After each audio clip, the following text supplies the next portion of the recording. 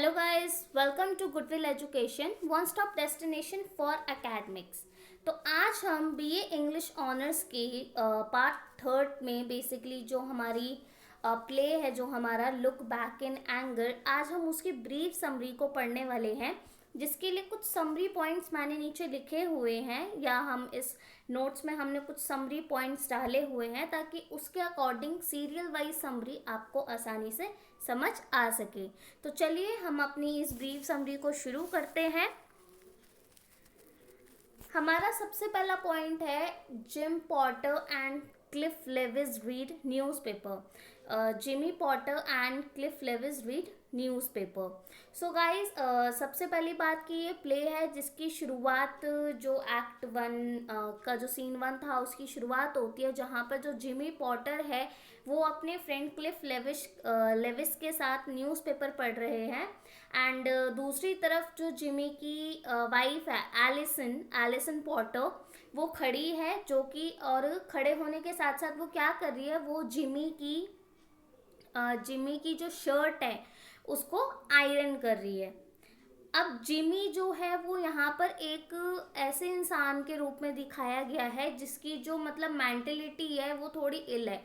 वो सोचता है कि जो सोसाइटी है वो उसके साथ बहुत बुरा करती है। क्यों? क्योंकि जिमी जो है वो एक लोअर क्लास से बिलोंग करता है।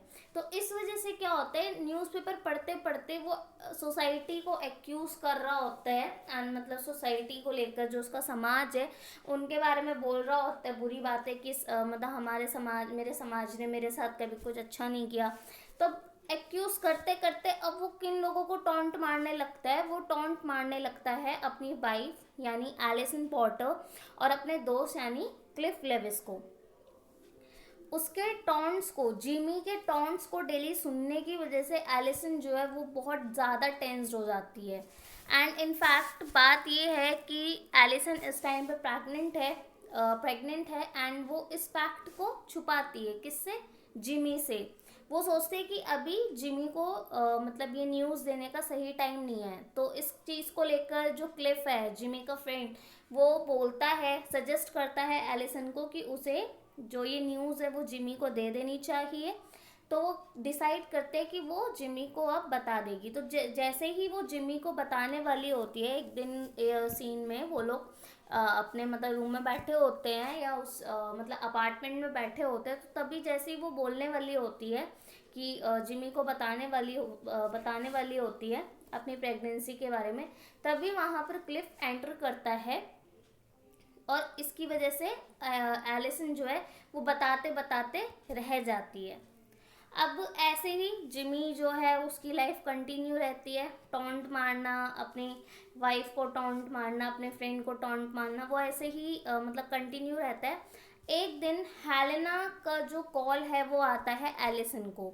हेलेना जो है वो एलिसन को कॉल करती है और उससे बोलती है कि मैं कुछ शूटिंग के लिए तुम्हारे सिटी में आ रही हूँ, तो इसलिए कुछ दिन के लिए मैं तुम्हारे साथ तुम्हारे घर पर रहूँगी।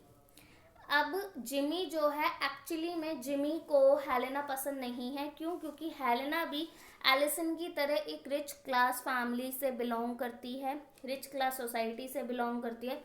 इसलिए जिमी सोचता है कि हेलेना उसकी बहुत बड़ी एनिमी है। अब क्या होता है कि एलिसन जो है वो अपने ही एक ड्रीम वर्ल्ड में रहती है। तो ये इस चीज़ को लेकर जिमी कहता है कि एलिसन जो है वो अपने ही ड्रीम वर्ल्ड में होती है, और जिस दिन ये अपने ड्रीम वर्ल्ड से निकलेगी ना तो इसको बहुत चोट पहुंचेगी। तो इस वजह से ना वो मतलब कर्स कर देता है एलिसन को कि तुम्हारे ड्रीम वर्ल्ड से निकलने के लिए ना तुम्हारे साथ कुछ बहुत बुरा होगा, कोई ड्रास्टिक थिंग तुम्हारे साथ होगी। तो इस चीज़ को लेकर जिमी और एलिसन के बीच में जो मतलब टेंशन है वो ज़्यादा बढ़ जाती है। इन दोनों के बीच में जो मतलब रिलेशन जो उनका बॉन्ड था, रिलेशनशिप का बॉन्ड, वो मतलब कमज़ोर होने लगता है। हेलेना के आने के बाद एक दिन क्या होता है, हेलेना और एलिसन जो है वो डिसाइड करते हैं कि वो चर्च जाएंगे। लेकिन जिमी इस टाइम पे भी उन दोनों को टॉन्ट मारता है, एक्यूज करता है। उसके बाद जिमी एलिसन को बोलता है कि तुम मेरे साथ मिसेस टैनर से मिलने चलो। लेकिन जो एलिसन है वो इस बात से मना कर देती है। वो कह देती है कि मैं नहीं जाऊंगी तुम्हारे साथ मिलने। इसके बाद भी उन लोगों के बीच में और मतलब थोड़े से तनाव होते हैं। तो अब फाइनली एलिसन डिसाइड करते हैं कि वो अपने घर वापस चली जाएगी। तो उसको लेने के लिए उसके फादर जो है वो आते हैं और एलिसन अपने फादर के साथ अपने घर वापस चली जाती है। अब जिमी जब वापस आता है मिलकर मिसेस टर्नर से, तो उसे वहाँ एलिसन नहीं मिलती और हेलेना फिर जिमी को बताती है एलिसन की प्रेगनेंसी के बारे में कि वो प्रेग्नेंट थी। तो इस बात को सुनकर कोई हैप्पी या सैड या एंगर रिएक्शन जिमी नहीं देता है एंड वो नॉर्मली सुन के टाल देता है इस बात को। अब क्या होता है कि हेलेना जो है वो जिमी के साथ रह रही है और क्लिफ लेविस के साथ रह रही है। हेलेना जो है वो जिमी की मतलब मिस्ट्रेस के तौर पे वहाँ रह रही है। तो क्लिफ लेविस जो है वो डिसाइड करता है कि वो उन लोगों को छोड़कर अब सेपरेटली कहीं अपने अलग अपार्टमेंट में रहेगा और शादी करेगा। क्यों? क्योंकि उसे भी अपनी लाइफ में आगे मूव ऑन करना है।